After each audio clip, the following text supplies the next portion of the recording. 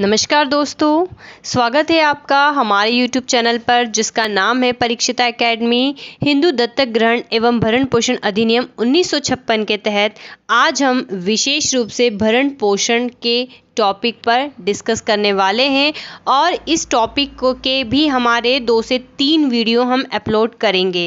Hindu law जो subject होता है LLB फर्स्ट सेम का या जो भी जुडिशरी कोर्सेस होते हैं उसमें ये वाला एक्ट आता है, हमें पढ़ना पड़ता है। सो गाइस, हम इसे काफ़ी सिंपल तरीके से आपके लिए लेकर आए हैं। आगे बढ़ते हैं, लेकिन हमेशा की तरह आपसे कहना चाहेंगे कि अगर आप हमारे इस YouTube चैनल पर नए हैं तो आज ही हमारे चैनल को सब्सक्राइब करें।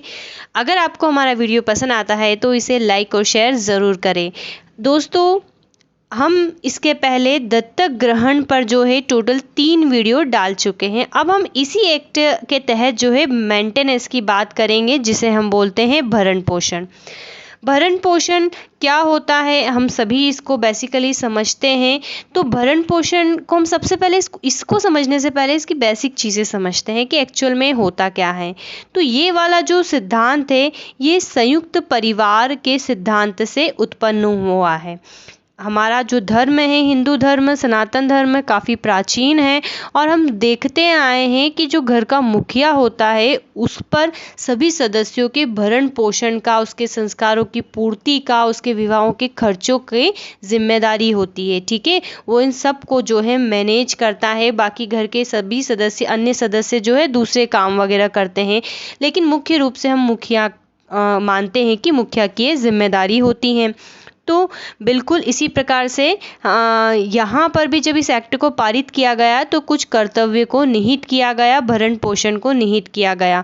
तो हम इस एक्ट पर आ जाते हैं। तो हिंदू दत्तक ग्रहण एवं भरण पोषण अधिनियम 1956 के अंतर्गत जो है निम्न व्यक्तियों को पोषण का अधिकार दिया गया, अर्थात इन्हें पोषण पाने का अधिकार है। कोई इच्छा से दे रहा है तो ठीक है, अगर वो अपने कर्तव्य का पालन नहीं कर रहा है तो कानून में इसके लिए प्रावधान किए गए हैं। तो इस अधिनियम अर्थात हिंदू दत्तक ग्रहण एवं भरण पोषण अधिनियम 1956 की धारा के अंतर्गत, धारा नहीं के अंतर्गत जो है निम्न व्यक्तियों को पोषण का अधिकारी बनाया है। पहला यहाँ पर दे रखा है पत्नी। पत्नी को भरण पोषण का अधिकार है, जिसका विवरण जो है हम धारा 18 में पढ़ेंगे और आज के टॉपिक में मुख्य रूप से हम धारा 18 की ही बात करेंगे। दूसरे में दे रखा है विधवा पुत्र वधू, जो कि धारा 19 में जिसके बारे में अच्छे से एक्सप्लेन किया हुआ है। देन है बच्चे तथा वृद्ध माता पिता, जो कि धारा 20 में समझाया गया है। और बच्चे में कौन कौन आता है तो पुत्रियां, अवैध पुत्र, अवैध पुत्रियां, कमज़ोर माता पिता, ये जो होते हैं इसके अंतर्गत आते हैं। और मृतकों के आश्रित, मान लीजिए कि कोई व्यक्ति है जो मुखिया है घर का, अगर उसकी डेथ हो जाती है तब भी उसको फिर भरण पोषण किस प्रकार से मिलेगा, तो वो इस 4th पॉइंट में डिस्कस किया गया है। तो मृतकों के आश्रित में बेसिकली कई सारे लोगों को रखा गया है, जैसे उसके पिता, माता, उसकी विधवा स्त्री, उसके पुत्र, पौत्र, प्रपौत्र, विवाहित, अविवाहित लड़कियां वगैरह। इस तरीके से जब हम ये टॉपिक समझेंगे तब हम इसको बेहतर तरीके से और एक्सप्लेन करेंगे। और ये जो है धारा 21 के तहत बता रखा है। तो कुल मिलाकर आपको ये ध्यान रखना है कि भरण पोषण किन किन का हो सकता है, तो इतने लोगों का हो सकता है: पत्नी, विधवा पुत्र वधू, बच्चे तथा वृद्ध माता पिता तथा मृतकों के आश्रित। जब हम इसको डिटेल में पढ़ेंगे तब हम अच्छे से और आपको क्लियर करते जाएंगे। अब यहाँ पर जब बात आती है पत्नी के भरण पोषण की, तो जो CRPC है अर्थात क्रिमिनल पैनल कोड है, दंड प्रक्रिया संहिता की धारा 125 के तहत भी पत्नी को भरण पोषण के अधिकार दिए गए हैं। ठीक है, तो वो भी है और ये भी है, लेकिन हम किसकी बात कर रहे हैं? हम क्रिमिनल पैनल कोड की बात नहीं कर रहे हैं, हम बात कर रहे हैं Hindu adoption and maintenance act 1956 की। ओके, आई थिंक ये सारी बातें क्लियर होगी। अब हम आ जाते हैं मुख्य रूप से कुछ बेसिक पॉइंट्स पर। तो धारा 18 के तहत जो कि हमें पढ़ना है, तो धारा 18 के अंतर्गत जो पत्नियां हैं उसको 2 प्रकार के अधिकार दिए गए हैं। एक है भरण पोषण का और एक है पृथक निवास का अधिकार। ठीक है, अब इनकी कुछ टर्म्स एंड कंडीशन होती है, वो हम आगे समझते हैं। इसके पूर्व एक अधिनियम था पृथक निवास का अधिनियम, तथा भरण पोषण एक्ट 1946 प्रभावी था, लेकिन जब 1956 में ये वाला एक्ट पारित हो गया तो उसको समाप्त कर दिया गया। अर्थात इस एक्ट के पारित होने के बाद इसके पूर्व के जितने भी नियम थे वो समाप्त हो गए हैं। किसके तहत? मोस्ट इम्पॉर्टेंट है, इस अधिनियम की धारा 29 के अंतर्गत। ठीक है, तो इस अधिनियम की धारा 29 में, अर्थात धारा को हम सेक्शन बोलते हैं, सेक्शन 29 में बोल रखा है कि इस एक्ट के पहले इस टॉपिक, इस सब्जेक्ट से रिलेटेड जितने भी रूल्स थे, एक्ट थे, वो जो है समाप्त हो गए हैं। अब यही जो है प्रभावी रहेगा। अब यहाँ पर हम नेक्स्ट पॉइंट देख रहे हैं कि पत्नी का पोषण व्यक्तिगत दायित्व है। अब हमें यहाँ पर व्यक्तिगत दायित्व का अर्थ समझना होगा। तो जो व्यक्तिगत दायित्व होते हैं इसको पूर्ण या संबंधजात दायित्व भी कहते हैं। इसका अर्थ ये है कि पत्नी मतलब ये संबंध से उत्पन्न होते हैं, चाहे किसी व्यक्ति के पास संपत्ति हो या ना हो। अब उसका एक कर्तव्य होगा, वो कंपलसरी होगा कि वो उसको भरण पोषण दे। अर्थात पत्नी का जो पोषण का अधिकार है वो एक व्यक्तिगत दायित्व है जो संबंध मात्र से ही उत्पन्न हो जाता है। जैसे कि माता पिता का भी संबंध होता है तो वो भी ले सकते हैं, वो भी व्यक्तिगत दायित्व है। बच्चे जो है इनका भी व्यक्तिगत दायित्व है क्योंकि संबंध से ही उत्पन्न होते हैं, तो इसको व्यक्तिगत दायित्व में परिभाषित किया गया है। फिर से हम इस चीज़ को थोड़ा सा और एकदम इजी वे में अगर कहे व्यक्तिगत दायित्व को, तो किसी हिंदू का अपने संबंधियों का भरण पोषण करना, ठीक है, अपने रिलेटिव्स का भरण पोषण करना जो है व्यक्तिगत दायित्व कहलाता है, जो आपसी संबंध से उत्पन्न होते हैं। ठीक है, तो ये पत्नी का पोषण किस प्रकार का है? तो ये व्यक्तिगत दायित्व है।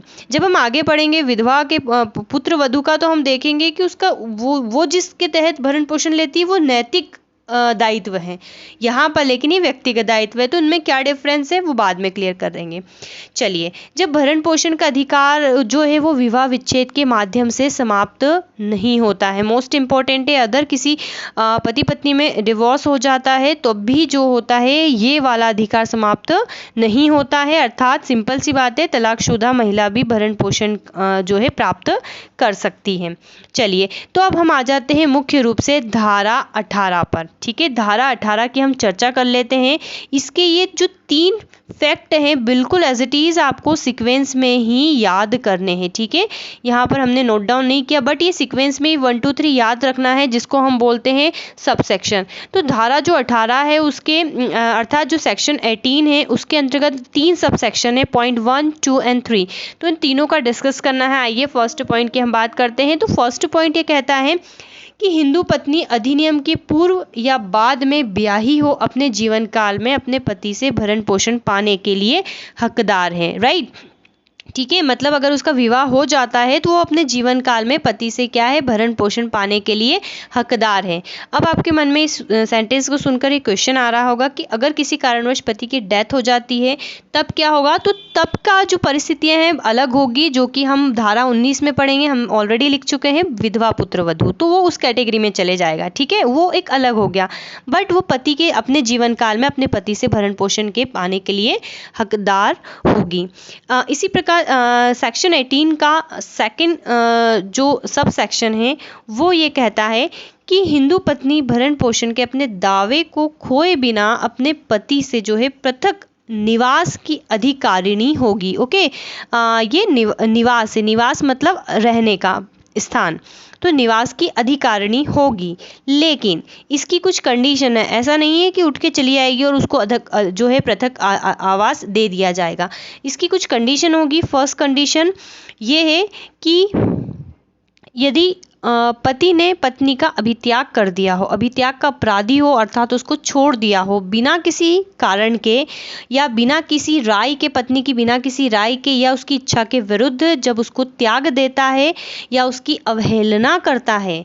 ठीक है, तो यहाँ पर पहले पॉइंट में स्पेशली बात हो रही है अभित्याग की। जैसे जैसे हम पढ़ते जाएंगे अभित्याग डिजर्शन का मीनिंग भी जो है क्लियर हो जाएगा कि इसका बेसिकली मीनिंग या अर्थ क्या निकलता है। तो अगर अभित्याग किया गया है उसका, तब वो सेकंड वाला सबसेक्शन अप्लाई होगा। सेकंड है कि पति द्वारा क्रूएल्टी की गई हो, ठीक है, जिसको हम बोलते हैं प्रताड़ना। अगर उसके द्वारा कुछ इस प्रकार की क्रूएल्टी की जाती है, ऐसा व्यवहार किया जाता है जिसके कारण साथ में रहना असंभव ना हो, अर्थात साथ में रहे तो कुछ बड़ी घटना हो सकती है, कुछ इस प्रकार की परिस्थितियां बनती है, अर्थात क्रूएल्टी की जाती है, तो सेकंड वाला सबसेक्शन लागू होगा। और तीसरे नंबर पे भी था कुछ पॉइंट, बट उसको आने वाले समय में करेक्शन या संशोधन करके हटा दिया है, इसलिए हमने उसको खाली छोड़ा है।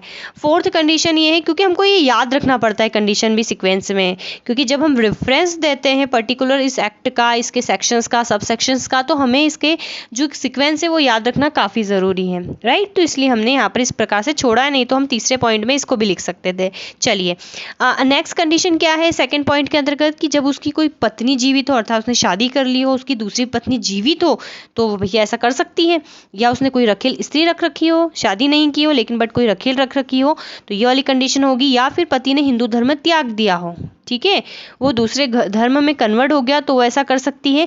या अन्य कोई ऐसे कारण जो पृथक निवास को न्यायोचित ठहराते हैं, इसके अंतर्गत आते हैं। अन्य कारण जो होते हैं केस टू केस डिपेंड करते हैं, इसलिए यहाँ आपको इस प्रकार से लिख दिया गया है, राइट। तो 7 फैक्टर है हमें याद रखने हैं सब सेक्शन 2 के अंतर्गत। 18 के सेकंड सब सेक्शन के अंतर्गत हमें 7 पॉइंट याद, स्पेशली 6 हैं बट नंबर के अकॉर्डिंग 7 है, ये याद रखना है कि अगर इनमें से कोई परिस्थितियाँ होती है तो कोई महिला है जो है अपने भरण पोषण के दावे को खोए बिना क्या करती है, अपने पति से पृथक निवास की अधिकारिणी होगी। अब आपके मन में क्वेश्चन आया होगा कि यहाँ पर ये चीज़ें लिखने की क्या ज़रूरत थी कि भाई भरण पोषण के दावे खोए बिना, वो सेकंड हम स्ट्रेट फॉरवर्ड ये भी लिख सकते थे कि पृथक निवास की अधिकारिणी होगी। तो इसका रीज़न क्या है वो आपको सबसेक्शन 3 में क्लियर होगा कि पत्नी को कुछ शर्तें हैं जिस पे भरण पोषण नहीं मिलेगा, ठीक है। क्या है भैया, पत्नी को कुछ टर्म्स कंडीशन दे रखी है कि उसको भरण पोषण नहीं मिलेगा अगर वो असती हो गई हो। असती मतलब उसका किसी से अफेयर चल रहा हो, अफेयर से भी बढ़कर हो, या उसने अन्य धर्म ग्रहण कर लिया हो, ठीक है, या फिर वो असाध्वी हो गई हो, ठीक है, इसका भी मतलब मीनिंग निकाल सकते हैं। या बिना किसी कारण के घर छोड़कर चली गई है, ठीक है, शादी कर ली जैसे तैसे, अब अलग अपने मन से रह रही है और बोल रही भैया मुझे पैसा दे। या फिर इनके बीच में आपसी समझौता हो गया कि नहीं यार हम दोनों साथ में नहीं रह सकते हैं, तो अलग अलग रास्ते, तो ये कुछ कंडीशन रहती है तो पत्नी को भरण पोषण नहीं मिलता है। अब सेकंड पॉइंट का इस सेक्शन सब सेक्शन से क्या कनेक्शन है, तो यहाँ पर हमने लिखा है बिना कारण, ठीक है। अगर कोई महिला बिना किसी कारण के अपने पति से अलग रहती है तो उसको भरण पोषण नहीं दिया जाएगा। इसीलिए यहाँ पर ये कहा गया है कि अपने भरण पोषण के दावे को अगर मान लीजिए कि किसी कारणवश वो अलग रहती है, तो उसके ये जो हमने 7 रीज़न बताए हैं ये उसके अंतर्गत निहित होना चाहिए। अगर ये 7 फैक्टर है, दैट मीन कि कुछ ना कुछ गड़बड़ है इसीलिए वो अलग रह रही है, तो उसको भरण पोषण भी दिया जाएगा और पृथक निवास का अधिकारिणी भी दिया जाएगा। आई थिंक ये चीज़ें आपको क्लियर हो गई होगी कि हम सेकंड पॉइंट में क्या कहने की कोशिश कर रहे हैं, कि हिंदू पत्नी भरण पोषण के अपने दावे को खोए बिना अपने पति से पृथक निवास की अधिकारिणी होगी, ठीक है। क्योंकि भरण पोषण कब नहीं दिया जाता, जब वो अलग रह रही हो, बिना किसी कारण के अलग रह रही हो। चलिए आगे समझते हैं, कुछ स्पेशल पॉइंट हम यहाँ पर देख लेते हैं। तो भरण पोषण का जो अधिकार है पत्नी को उसी दिन से उत्पन्न हो जाता है जब पत्नी ने वाद जो है न्यायालय के समक्ष प्रस्तुत किया है। धारा 18 के उपखंड 1 अर्थात सब सेक्शन 1 में न सिर्फ पत्नी बल्कि तलाकशुदा पत्नी भी जो है शामिल होती हैं। यदि यहाँ पर पति है, ठीक है, अगर पति की दायर याचिका हिंदू विवाह अधिनियम 1955 की धारा 9 से 14 के अंतर्गत खारिज हो जाती है, तो पत्नी क्या है, धारा 18 के सब सेक्शन 1 के तहत भरण पोषण का दावा कर सकती है। अब इसमें एक छोटी सी बात भी एक इम्पॉर्टेंट है, न्यायालय दोनों पक्ष को ज़रूर देखता है, सुनता है, ठीक है। तो किसी भी प्रकार फैसले लेने के लिए न्यायालय दोनों पक्षों को सुनता है, अर्थात ये सारी चीज़ें जो है केस टू केस डिपेंड करती हैं। चलिए, अगर यदि पति अत्यंत दीन एवं निर्धन है तो पत्नी को पोषण राशि देने के लिए बाध्य नहीं किया जा सकता है, ठीक है, किसी की जान से ज़्यादा कुछ नहीं होता है। नेक्स्ट है कि यदि पत्नी धारा 18 और 24 के तहत, धारा 18 को 24 कौन से एक्ट के तहत, तो यही वाले एक्ट के तहत, हिंदू दत्तक ग्रहण तथा भरण पोषण अधिनियम 1956 के तहत 18 व 24 के तहत पोषण पाने के अधिकारी नहीं है। अरे पोषण ये नहीं है, इसमें पोषण पाने की अधिकारिणी है तो इसी दशा में स्त्री के पक्ष में जो है अंतरिम भरण पोषण का आदेश भी पारित हो सकता है। और सबसे इम्पॉर्टेंट चीज़ है, हम यहाँ पर ज़रूर ये बताना चाहेंगे कि हमने यहाँ पर एक सेकंड जो सबसेक्शन देखा है, तो इसमें अगर पत्नी, सिंपल सी बात है, 18(2) के तहत अगर आवेदन करती है तो उसको ये जो 7-6 फैक्टर हमने पढ़े हैं, इसको साबित करने का दायित्व भी उसके ऊपर है। मात्र कह देने से कुछ नहीं होगा। सच क्या है ये मायने नहीं रखता है न्यायालय में। न्यायालय में हम अपनी बात को किस तरीके से साबित कर पाते हैं ये भी महत्वपूर्ण होता है। ठीक है, तो यहाँ पर पत्नी को अगर वो अभित्याग का कारण बता रही है तो उसको साबित करना पड़ेगा। तो यहाँ पर स्पेशली यही चीज़ बोली गई है, डिसर्शन जिसको हम बोलते हैं। पोषण का अधिकार व्यक्तिगत होने से पत्नी अपने पति के जीवन काल में उसके किसी संबंधी से पोषण का दावा नहीं कर सकती, अर्थात उसके रिलेटिव से नहीं कर सकती, ओनली वो पति से ही मांग सकती है। इसी प्रकार यहाँ पर धारा 18(1) के अनुसार प्रत्येक हिंदू स्त्री जो है, अब एक्चुअल में ये है तलाक या न्यायिक पृथक्करण या जो अक्रता है उसकी दशा में कोई याचिका बिना दायर किए भरण पोषण का दावा कर सकती है। अर्थात ज़रूरी नहीं है कि उसका तलाक हुआ हो, न्यायिक पृथक्करण हुआ हो या अक्रतता हुई हो तो ही वो भरण पोषण लेगी, वो इसके बिना भी भरण पोषण ले सकती है। अधिनियम की धारा 18 विवाह अधिनियम 1955 की धारा 25 के अंतर्गत नहीं है, क्योंकि जो हिंदू विवाह अधिनियम 1955 है उसकी धारा 25 में भी भरण पोषण की बात की गई है, तो ये उसके तहत नहीं है। ठीक है, वहाँ पर शायद तलाक की कंडीशन रहती है। अब धारा 18 के अंतर्गत अलग रह रही पत्नी के पक्ष में यदि भरण पोषण की डिग्री नहीं है, एक्चुअल में डिक्री है, डिक्री कुछ इस प्रकार से, ठीक है, डिक्री पास हो गई हो तो बाद में पति पत्नी में अगर सहवास पुनः प्रारंभ हो जाता है तो डिक्री का असर जो है समाप्त नहीं होता है, अर्थात वो फिर से साथ में रहना स्टार्ट कर दे तो इसका असर समाप्त नहीं होता है। और यदि कोई स्त्री शादीशुदा पुरुष से विवाह करती है, ठीक है, जिसकी पहली पत्नी जीवित है, तो ये स्त्री दूसरी पत्नी कहलाई, तो इसको क्या है, इस अधिनियम के तहत भरण पोषण का अधिकार नहीं दिया गया है। जब हम हिंदू विवाह अधिनियम पढ़ते हैं तो उसमें देखते हैं कि अगर कोई व्यक्ति है, कोई पुरुष है और वो जो जिससे भी विधि विधान से पहली शादी करता है तो उसी को ही अधिकार दिए गए कानूनन। ठीक है, अगर वो दूसरी पत्नी करता है तो उसको अधिकार नहीं दिए गए हैं। अगला है कि जब पत्नी का आचरण, ऐसा नहीं अब सारी बातें पत्नी के फेवर में आ गई तो भैया पति का कुछ भी नहीं है, तो ऐसा नहीं है। जब पत्नी का आचरण अपने पति के प्रति अनादरपूर्ण हो, अर्थात यदि पत्नी की गलती हो और पति ने इस कारण अपनी पत्नी का त्याग किया हो, अगर ये साबित हो जाता है तो पत्नी भरण पोषण पाने की अधिकारिणी नहीं होगी। ठीक है, दैट्स द इम्पॉर्टेंट पॉइंट।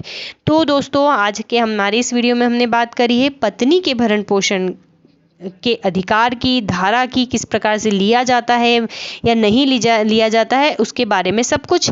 अब इसके बाद जो वीडियो है हम ये वाला लेके आएंगे, इसके ऊपर, फिर इसके ऊपर, फिर इसके ऊपर। ठीक है, तो आई होप आपको हमारा प्रयास, हमारा वीडियो समझ में आया होगा। तो प्लीज़ फटाफट हमारे चैनल को सब्सक्राइब कर दीजिए, वीडियो को लाइक कर दीजिए, शेयर कर दीजिए। किसी भी प्रकार की सजेशन के लिए कमेंट कर सकते हैं। Have a nice day and thanks for watching.